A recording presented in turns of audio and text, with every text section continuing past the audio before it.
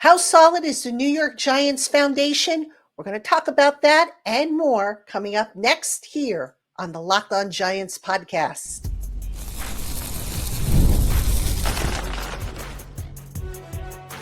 You are Locked On Giants, your daily New York Giants podcast, part of the Locked On Podcast Network, your team every day.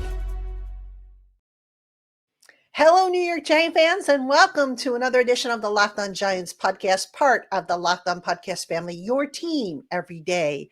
I'm your host, Patricia Traina, credentialed member of the New York Giants media for Locked On, as well as for New York Giants on SI, which is where you can find all of our written work. And as always, we welcome on in our Blue Crew community members, our everydayers, our newcomers, and everybody in between. Thank you so much for spending part of your day with us here on the Locked On Giants podcast. In today's episode of Locked On Giants is brought to you by FanDuel. Right now, new customers can get $200 in bonus bets when your first $5 bet wins.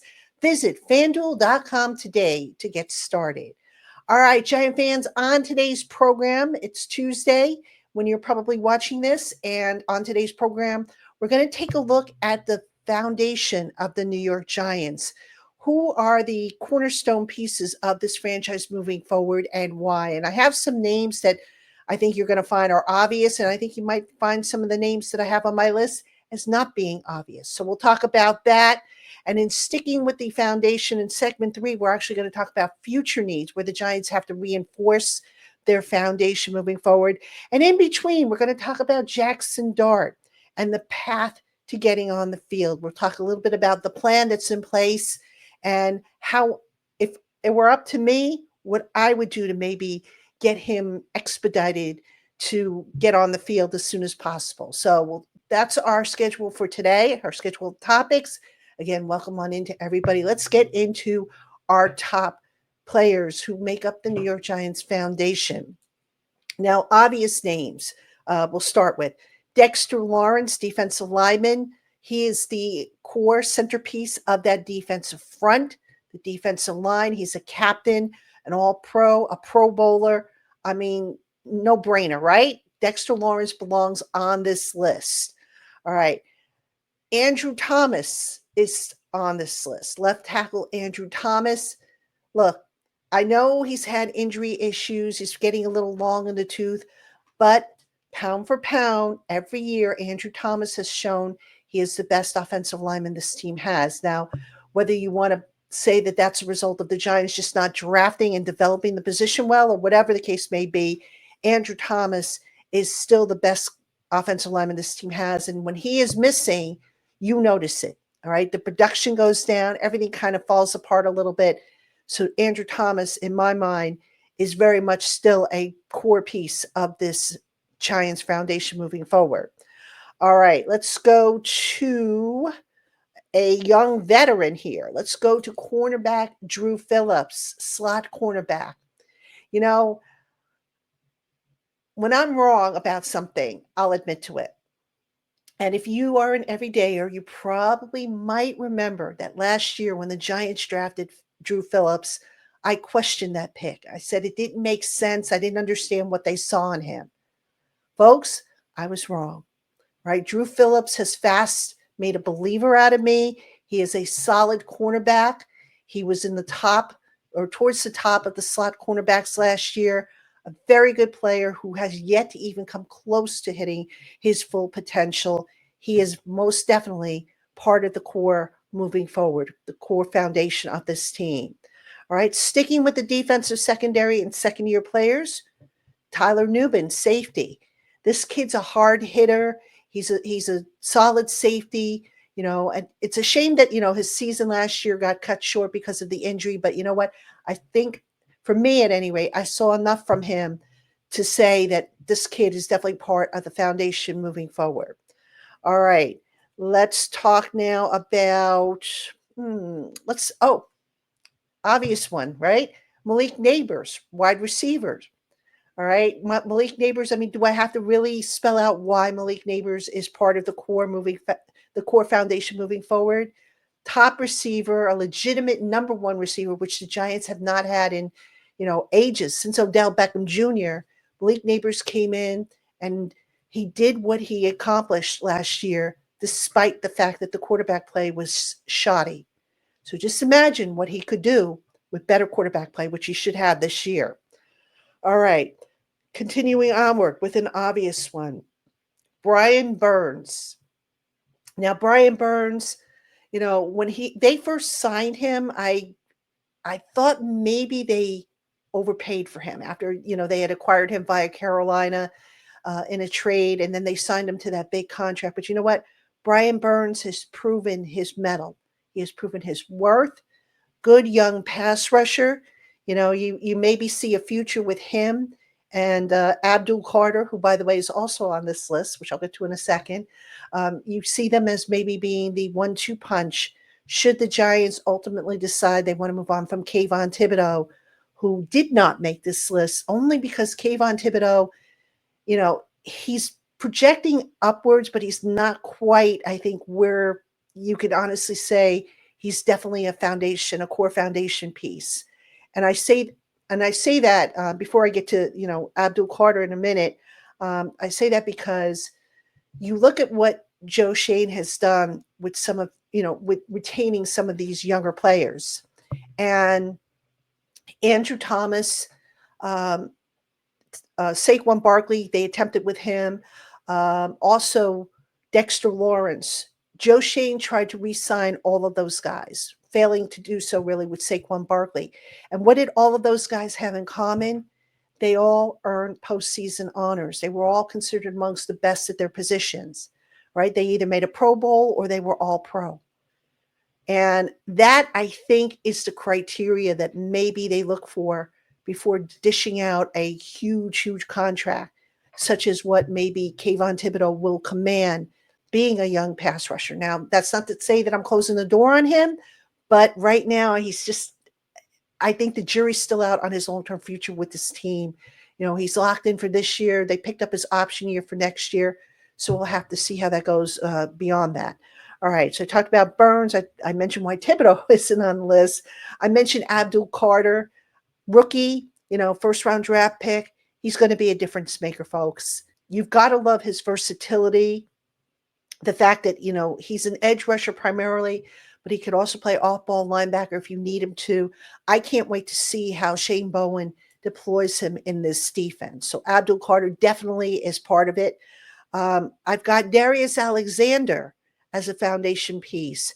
Darius Alexander, again, versatile, a young player.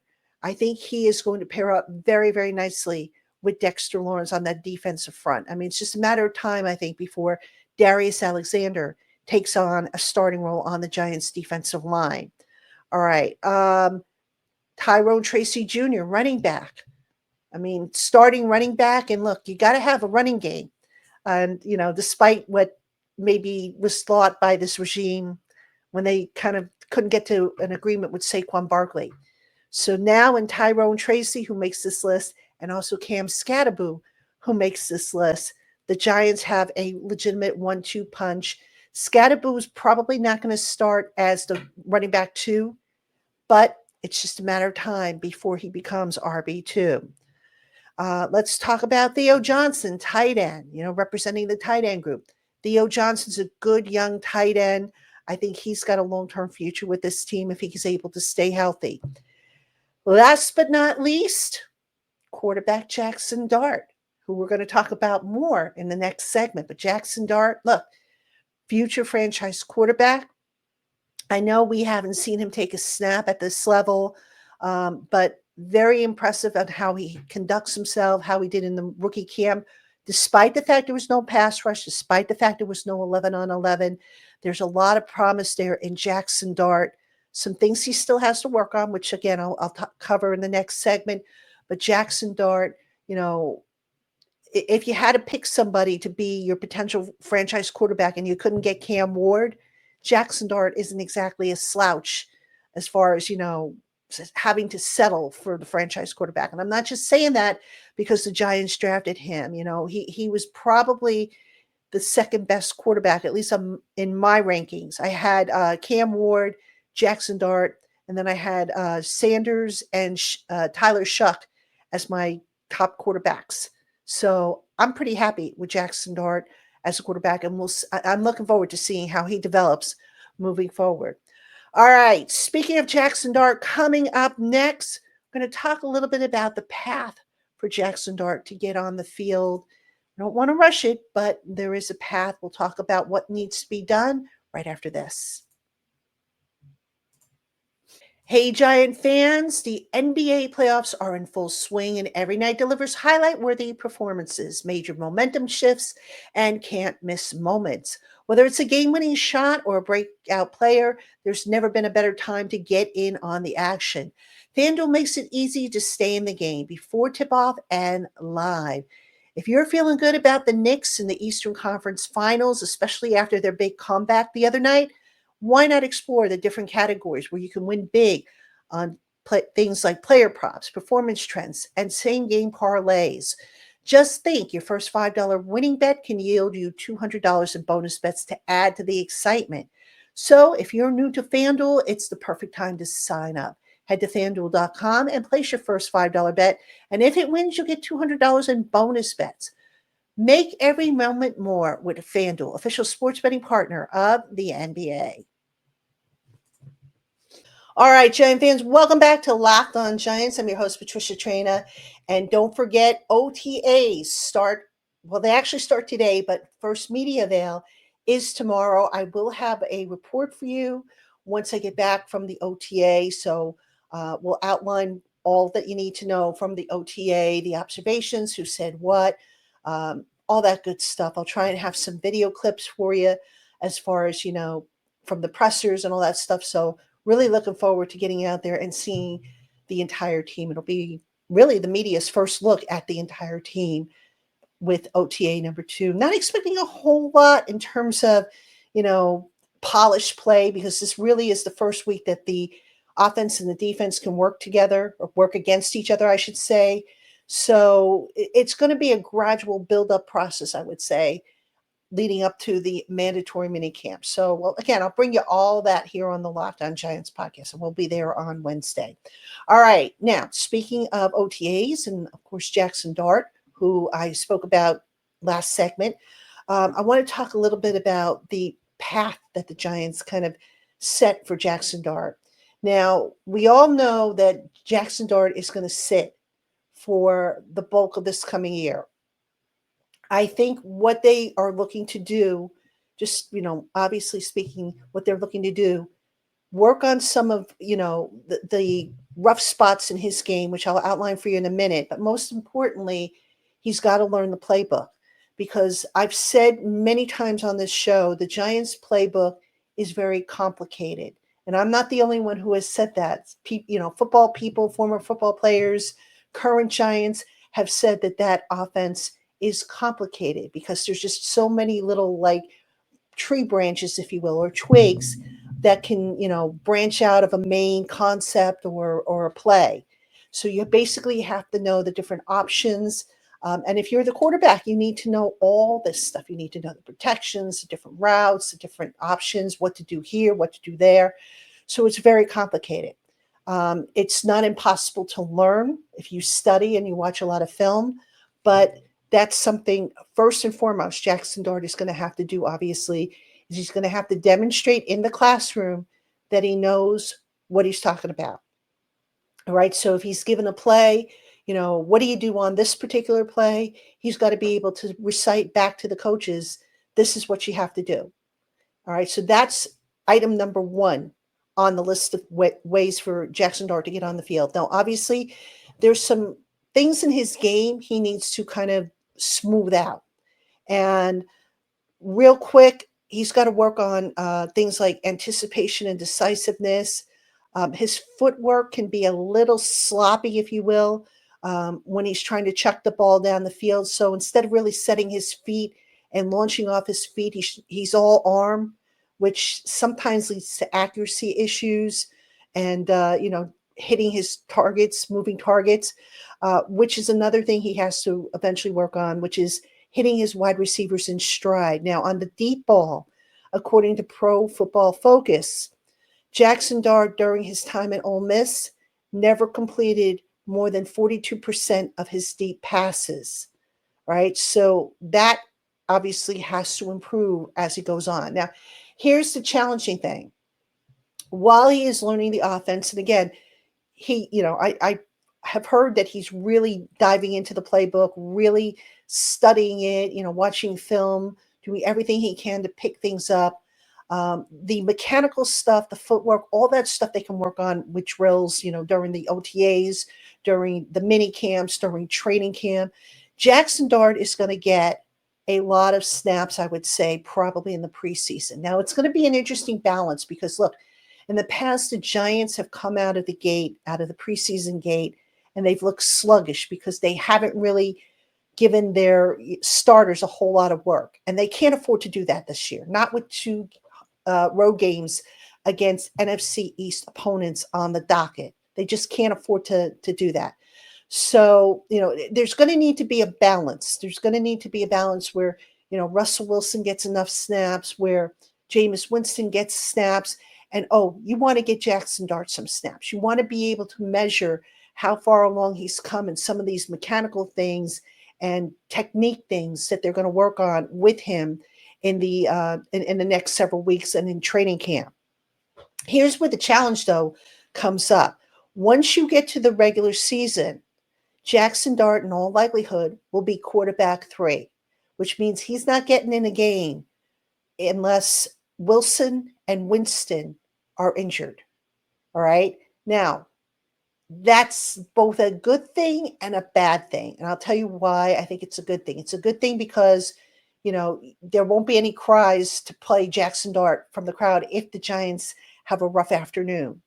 Because, technically Jaxson Dart will be inactive. He'll be the emergency quarterback, can't go in according to rules unless the two guys in front of him are injured. But it's a bad thing because, look, you go back even and you look at, Patrick Mahomes, who basically sat his entire rookie year rather. You look at Eli Manning, who sat a little more than half of his rookie year. Eli actually got into some games that were blowouts. All right. So that was an opportunity for him to get some real time experience. So I'm kind of curious to see how the distribution of snaps and how the depth chart changes as we go through the year, because ultimately it might not be a bad idea to get Jaxson Dart in a game, even if it's a blowout.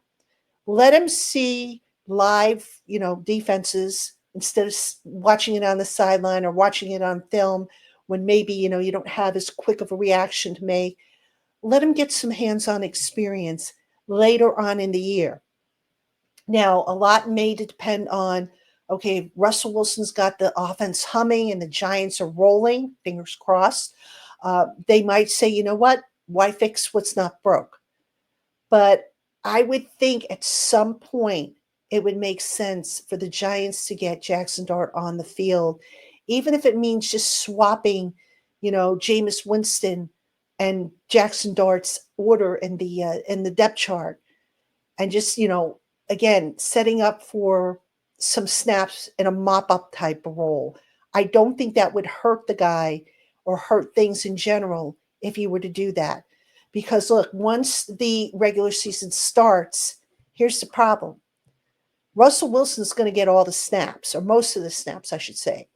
The backup quarterback is going to get probably the leftover snaps. And the third string quarterback, Dart, is going to run the scout team. And, running the scout team has its value. I'm not saying it's a job that's not going to prepare him. But I've said so many times, and I'll say it again here, you cannot simulate game conditions in practice. No matter how hard you try, you just can't. You can't simulate the speed. You can't simulate a pass rush, right? Quarterbacks can't be touched in practice. So sometimes with a rookie quarterback, if you don't have a legitimate pass rush coming at you, maybe now you think that you have a little longer to throw a ball than you actually do, and you end up holding the ball a little longer. So, once the regular season practices start, we won't get to see what they do with Jaxson Dart, because we only get to see like the beginning part of practice, the individual drills and all that stuff. But I would like to think And I'm sure, Brian Dable's got a plan. I mean, he said he's got a plan for Jaxson Dart, whatever that plan might be. But I would like to think that maybe getting him some snaps later on in the year, once he shows proficiency in the offense, once some of these technical issues are resolved, maybe you start to see him, move to quarterback two, to where if there's a blowout, maybe he gets some live snaps. And even if it's just him handing off the ball or, throwing short passes, whatever the case may be, it's experience that can't be had in practice. So I do think at some point, Jaxson Dart this year will get on the field. It won't be right away.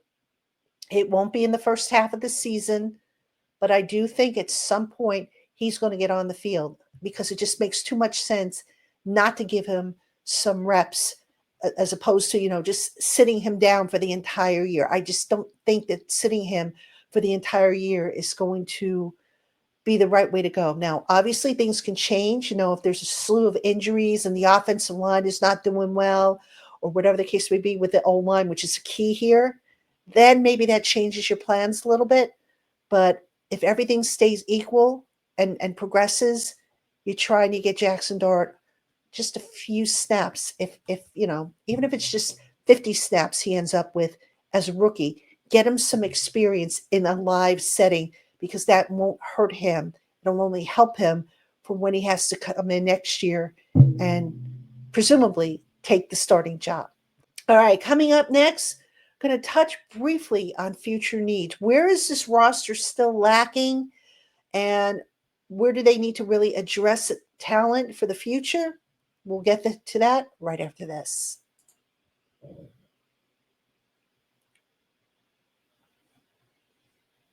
All right, Giant fans, welcome back to Locked On Giants. I'm your host, Patricia Traina, and we are now going to discuss future needs for this team. Now, Joe Shane, for what it's worth, he's done a pretty good job addressing most of the major needs on this team. You can't address everything, though, in one off season. It's just not feasible. And I saw a stat. Actually, it's not a stat, but it was a tweet. And let me just call the tweet up because I have it right here. This is a pretty interesting tweet. Okay, it was by Gridiron Grading.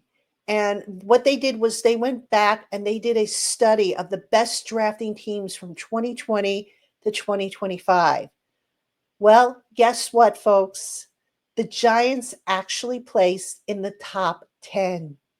They ranked number 9 behind the Eagles, Colts, Browns, Steelers, Chiefs, Ravens, Broncos, and Bucks, and just ahead of the Commanders, who ranked 10th.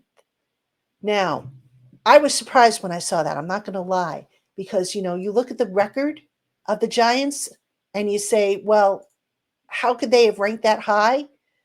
But the drafts are going in the right direction. This year looks like a promising one. Last year's draft looks solid. The year prior to that, not too shabby. Really, Joe Shane's first draft is the one you can make a case for saying that maybe that wasn't as strong of a draft as you would have liked it to have been. So the Giants are tending to draft. Their drafts are going in the right direction, it seems. But there's still some areas that still need to be addressed. For example, offensive line. You're going to hear me say it a lot. Always draft an offensive lineman. Now, even though the Giants drafted Marcus Bowe this year, who could play guard or tackle, and by the way, they're going to have him work primarily at tackle, so maybe he becomes the future right tackle because Jermaine Illuminor's contract is up after this year. So maybe they say, you know what, we're going to go with Marcus Bowe as our future right tackle. But still, draft offensive linemen, because if Evan Neal doesn't work out at guard, all right, if Jay Kubas doesn't develop as a guard center, if Joshua Zudu doesn't work out, you're still going to need interior offensive linemen. And this team right now, that's an area where, if I'm being honest with you, I feel a little squeamish about the depth at that position. I know they've got some veterans there, but get young guys in here. You've heard me say this many times on the show. Get young guys in here with talent like Carmen Brasillo and James Ferentz. Develop those guys so that you have them ready if you need to plug them in for whatever the reason, whether it be because of injury or because the guy moves on. Right. So that's definitely a need that ultimately the Giants are going to want to address in the not too distant future. And here's another one that people aren't really talking about a whole lot, and I think they should. Inside linebacker. Micah McFadden is going to be an unrestricted free agent after this season. Bobby Okereke is collecting the last of his guaranteed money this year. So unless he has a bounce back year similar to what he had his first year as a Giant, I don't know necessarily if they're going to continue on with him. So right now, that would leave Darius Mawaso, who was a draft pick last year, a day 3 draft pick. Deontay Johnson, who missed most of last year because of I think it was an ankle injury, showed promise, but still missed a lot of time last year. Now, Abdul Carter can play a little inside linebacker, but that's probably not his full-time position. So inside linebacker is definitely going to be a future need for this team, probably sooner than later. You can make a case for wide receiver. Even though the Giants re-signed Darius Slayton, Wan'Dale Robinson's contract is up after this year. So are you going to give Wan'Dale Robinson the same type of deal that you gave Darius Slayton? I mean, according to Spot Track, it's their projected market value for Wan'Dale Robinson is on par with what Slayton got. You going to want to put that kind of money into him when in a couple of years you're going to have to pay Malik Neighbors? Probably not. So you can make the case for another receiver. You can make the case for an outside receiver. Wan'Dale's a slot guy. Maybe you get another outside guy and you move Malik into the slot. That's why receiver is just, one of those sneaky needs that the team really didn't address, but I think they're on the lookout to address. And then finally, I think you've got to add more help at safety, because even though you've got Tyler Nubin, even though you've got Javon Holland under contract, Dane Belton is entering the final year of his deal. He was a guy that I think a lot of us thought maybe would grab a starting job, and it just hasn't happened. Now, who knows? Maybe they've got somebody amongst, the undrafted free agents and on the roster that will step up and be the next Jason Pinnock, for all we know. That remains to be seen. But right now, I would say safety is a very early need for the Giants in terms of depth. They should be okay for this year, but down the line, I think it's definitely a need that they're going to want to maybe look to fill up if they can. All right, Giant fans, that is going to do it for this edition of Locked On Giants. Again, tomorrow, Wednesday, the Giants have OTA number 2. So I will be there. I'll have a report for you. Make sure you tune in. Also, for those of you who listen on the audio platforms, if you get a chance, check out over on YouTube, our YouTube channel. I've been putting video shorts up there, just little segments and stuff.